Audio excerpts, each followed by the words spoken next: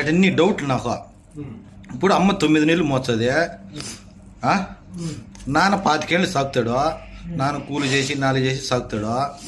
మనం దెబ్బ తగిలితే అమ్మ అంటాం కానీ నాన్న అనమే.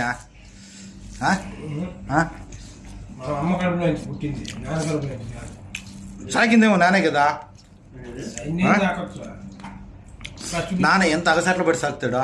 చిన్నప్పటి నుంచి అమ్మ 9 నెలలు మోస్తుంది, నాన్న 25 ఏళ్ళు సాగుతాడు. మనం పెద్ద ఇందాక పెళ్లి చేసే వరకు నానే బాధ్యత.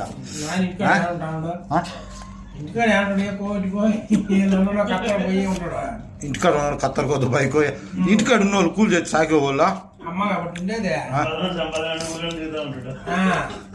సంపాదన దేశాలన్నీ తిరుగుతూ ఉంటాడా. అదే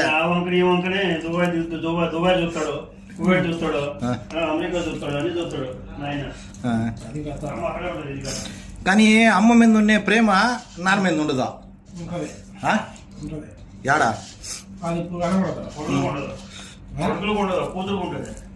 కొడుకులకు ఉండదంటావా? కరెక్టే. కూతుర్లో ఒకవేళ ఎవరైనా మనిషి చనిపోయినా గినిపోయినా నాయన అని ఊరు చివరి నుంచి అయినా పరిగెత్తుకుంటా ఏడ్చన్నా వస్తుంది జనాలు చూసేదానికోసం. కానీ కొడుకు ఆడుండి దగ్గరుండి ఏడ్చడం, అది ఎవరో ఏడ్చేదే.